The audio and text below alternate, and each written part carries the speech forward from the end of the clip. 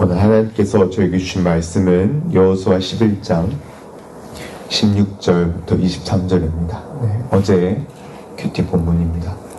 여호수아 11장 16절부터 23절, 제가 가지고 있는 구약 성경 337쪽에 있습니다.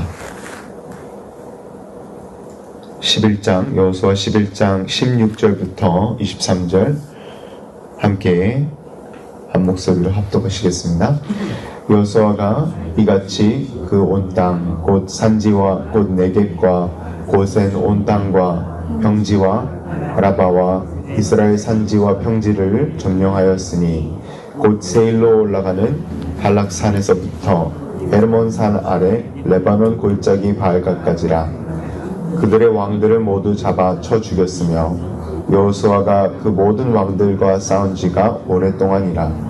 기본 주민 히위 족속 외에는 이스라엘 자손과 화친한 성읍이 하나도 없고 이스라엘 자손이 다 싸워서 다 점령하였으니 그들의 마음이 완악하여 이스라엘을 대적하여 싸우러 온 것은 여호와께서 그리하게 하신 것이라.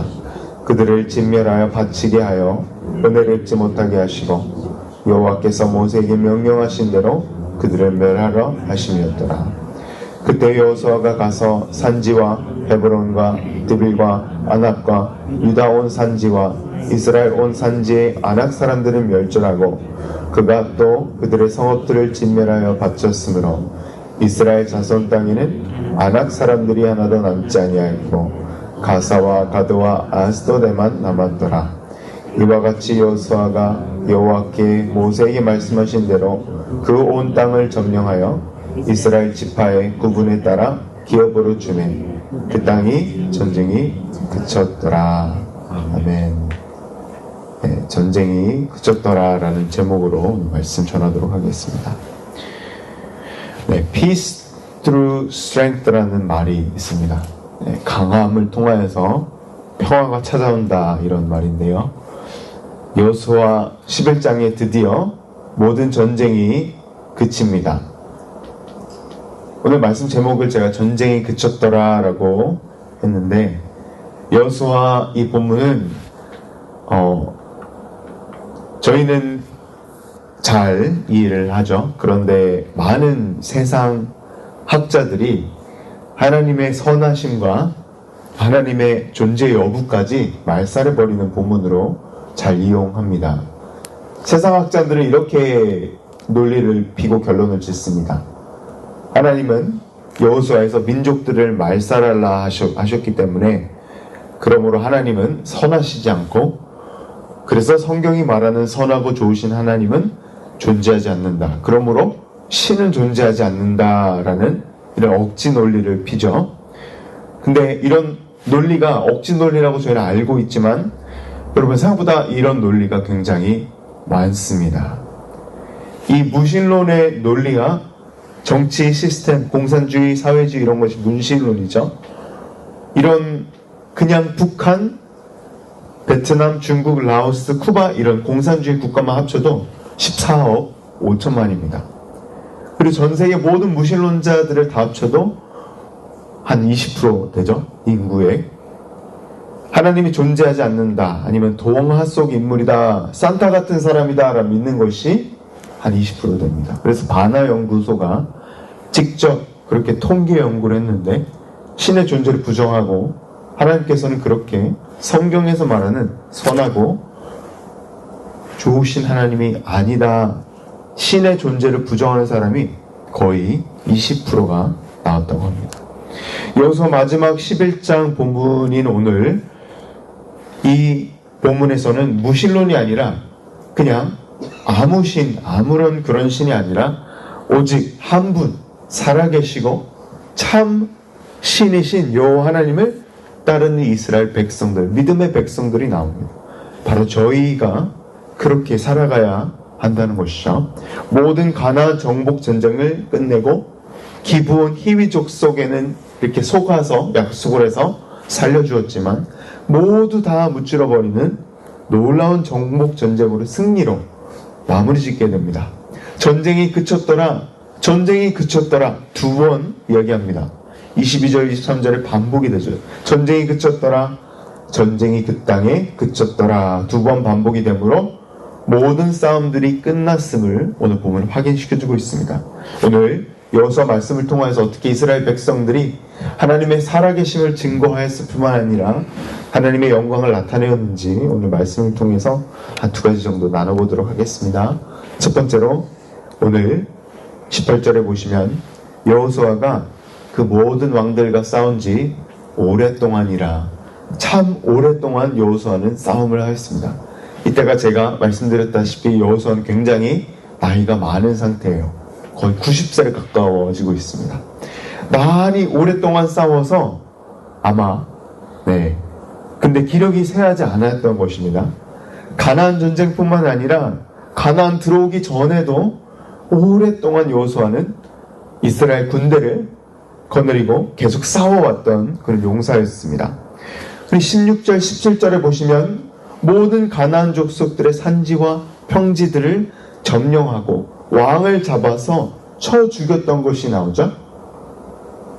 16절에 산지와 평지를 다 점령하였으니 17절에는 그들의 왕들을 모두 잡아 쳐 죽였으며 라고 나오죠. 19절, 20절에 계속 보시면 다 싸워서 점령했대요. 히위 족속 빼고는. 근데 그렇게 하게 하신 것이라고 20절에 여호와 하나님이 그렇게 하셨다라고 다시 기록합니다. 여기에서 많은 사람들이, 많은 그리스도인들까지도 구약의 하나님이 너무 폭력적이시다 얘기하죠. 어떻게 이스라엘 보고 이 모든 족속들을 말살하게 하실 수 있지? 구약에는 참 이해하기가 어렵고 해석하기가 힘든 분들이 많습니다. 이 기독교를 믿지 않는 학자들이 많이 인용하는 본문이기도 해요. 아니, 너네 하나님은 원수를 사랑하라 하셨는데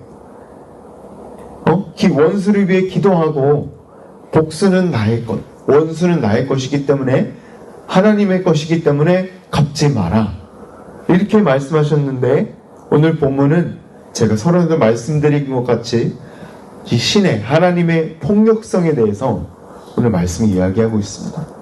진멸하여 은혜를 잊지 못하게 하시고 멸하게 하려 하심이었다 라고 20절에 분명히 기록하고 있죠.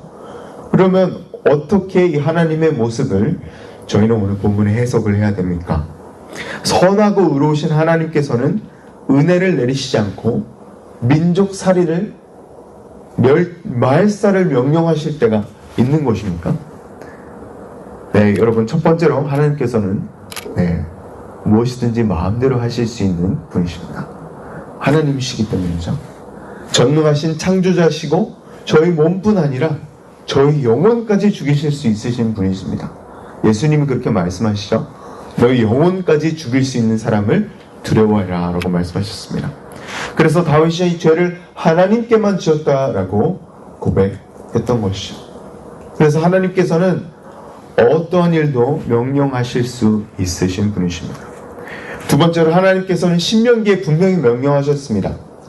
신명기 20장 16절 18절에 보시면 오직 내 하나님 여호와께서 내게 기업으로 주신 이 민족들의 성읍에서는 호흡 있는 자를 하나도 살리지 말지니 헷 족속, 아모리 족속, 가나안 족속, 브리스 족속, 히위 족속, 여부스 족속을 내가 진멸하되, 이 모든 가나안의 7 족속을 진멸하되 내 하나님 여호와께서 내게 명령하신 대로 하라.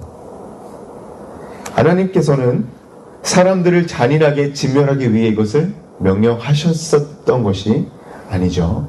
미래에 더 큰 악이 일어나지 않도록 위해 그렇게 하신 것입니다. 모세에게 명령하신 것이죠. 신명기 말씀. 가나안의 7 민족이 다 멸망하게 되었는데, 여러분, 사사기 사무엘 하까지 가도 가나안 사람들이 다 멸망하지 않고 살아 있습니다. 하나님께서는 항상 살려두시고 소수의 민족을 남겨두시는 분이시죠. 그래서 그 소수의 민족으로 일하시는 분이십니다. 저희 하나님께서는 이방 나라들의 영적인 상태에도 관심이 있으시고 저희 아버지 모든 민족들을 창조하신 분 되심을 저희가 잊어서는 안 되는 것이죠. 가나안 사람들에게는 하나님께서는 몇백 년의 시간을 주시고, 또한 40년이라는 마지막 기회까지 주셨습니다. 왜냐하면 이스라엘 민족들이 처음에는 들어왔는데 불순종으로 인해서 40년 동안 광야에 방향하게 되죠.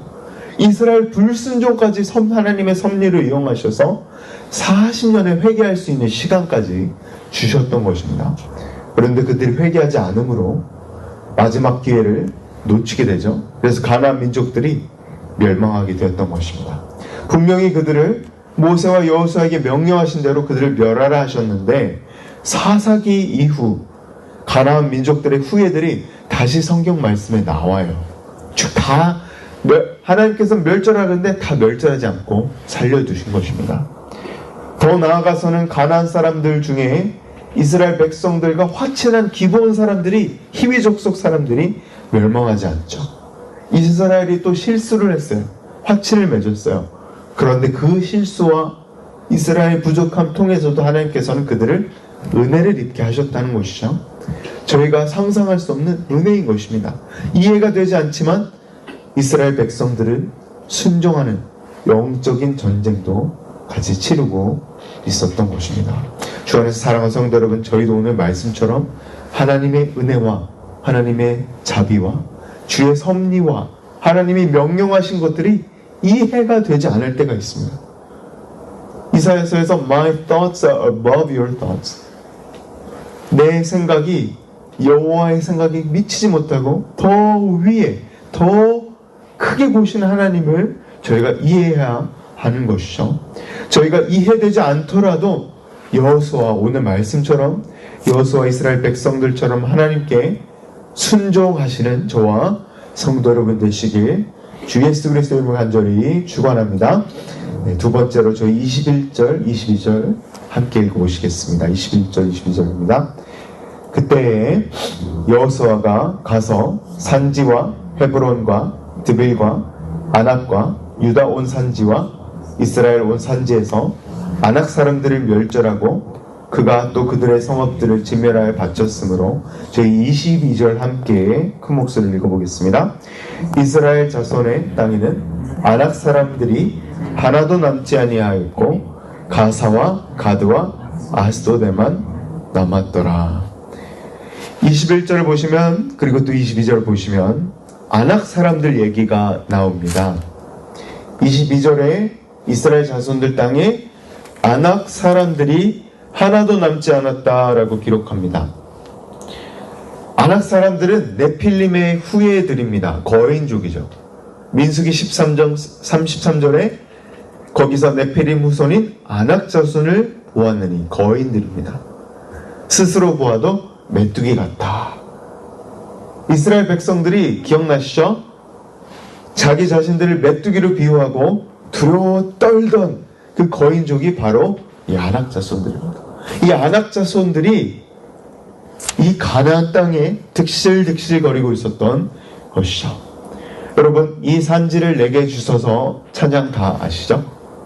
이 찬양이 누구의 고백이냐면요, 여호수아의 친구 갈렙이 85세 때 여호수아에게 이 산지, 곧 아낙 사람들이 네필림의 후예들, 거인들이 득실득실거리는 이 산지를 내게 주소서라고 고백했던 찬양입니다. 하나님께서 명령하신 것이니 내가 이 산지를 택하겠나이다. 85세 때요. 할아버지 나이 때 내가 이 산지를 택하겠습니다. 이 산지를 내게 주시옵소서 라고 한 것이 찬양의 의미입니다. 저는 사랑하는 성도 여러분, 하나님께서 거인들을 죽여야 한다 하신 이유가 있습니다. 가나안 사람들, 아낙 자손들 다 죽여야 그렇게 명령하신 이유가 또 여기 있는 것이죠. 거인들은 하나님께서 창조하신 족속들이 아닙니다. 하나님께서 창조하신 족속들이 아니에요. 창세기 6장에 하나님의 아들들이 인간의 딸들과 동침해서 낳게 된 자손이 네필림이죠. 네필림 거인족들입니다. 그리고 그 후예들이 아낙 자손인 것이죠. 아낙 자손들이 22절 후반부에 보시면 가사와 가드와 아스돗에서만 남았더라. 가사와 가드와 아스돗이 어디입니까? 블레셋 땅입니다. 사울과 다윗 왕이 그렇게 힘들어했던, 그렇게 정말 다 죽이고 이 정복 전쟁을 이 여호수아에서 끝내지 못한 가나안 정복 전쟁을 마지막에 사무엘 하까지 이렇게 이어지는 것이 블레셋과 전쟁이죠. 여기에서 아낙 자손들의 또 후예가 나옵니다. 거인들이 나와요. 이것이 바로 다윗이 죽였던, 다윗의 용감한 용사들이 죽였던 골리앗과 골리앗의 네 형제들입니다. 다윗이 이 돌을 5개 집었던 이유가 있습니다. 골리앗도 죽이고요, 그 네 형제까지 다 죽이기 위한 것이었습니다. 주 안에서 사랑하는 성도 여러분, 하나님께서 진멸을 명령하신 이유가 여기에 있는 것입니다. 가나안에서는 이 거인족들과 하나님께서 창조하시 않은 족속들이 들끓고 있었다는 것이죠. 그리고 또한 거기에 살아가는 족속들이 자녀를 우상에게 바치는, 몰렉에게 바치는, 자녀를 그냥 불에 태워버리는 그런 죄가 결국 가나안 민족이, 가나안 땅이 그들을 내뱉어 버렸다는 그런 말씀을 하시죠. 가나안 민족들이 하나님의 은혜를 받지 못하게 된 이유입니다. 그리고 여러분, 여호수아가 땅을 점령하고 왕을 진멸하게 하시고 모든 전쟁을 그치게 하신 궁극적 이유는, 이 가나안 전쟁은 그냥 혈과 육이 하는 그런 전쟁이 아니었던 것입니다. 영적인 전쟁이었던 것입니다. 사도 바울도 저에게 말씀하시죠. 저희의 싸움은 혈과 육이 아니고 영적인 싸움이라 얘기하는 것이죠. 하나님께서는 애굽 왕 바로의 마음을 완악하게 하셔서 대적하여 싸우려 하고 홍해에서 수장시키시죠. 그랬던 것처럼 여호수아가 땅을 점령하고 왕을 멸하게 하시고 전쟁을 그치게 하신 궁극적 이유는, 가나안 정복 전쟁은 그냥 혈과 육이 치르는 전쟁뿐만이 아니었기 때문입니다. 바로 여호수아와 이스라엘 백성들은 믿음의 영적인 전쟁을 같이 함께 치르고 있었던 것입니다. 그래서 하나님께서는 이 이스라엘 백성들을 영적으로 함께 위해서 싸워주신 것이죠. 그리고 보호하여 주십니다. 모든 전쟁을 그치게 하시고 항상 넉넉하게 승리하게 하여 주신 것이죠. 그래서 주 안에 사랑하는 성도 여러분, 오늘 하루도 이 말씀처럼 영적인 승리 속에서 살아가십시다. 저희 여호수아 장군보다 더 크고 놀라우신 예수 그리스도께서 골고다 십자가 무덤에서 죽음을 이기시고 놀라운 승리를 이루셨습니다. 그 승리가 나의 것이 되는 것이 영적인 전쟁인 것입니다. 오늘 죽음, 사망, 죄의 권세에서 이기시고 승리하신 저희 왕 예수 그리스도를 오늘 의지하시며, 이해가 되지 않더라도 순종하시며 그 승리를 누리며 살아가시는 저와 성도 여러분 모두 되시길 간절히 축복합니다. 아멘. 함께 기도하겠습니다.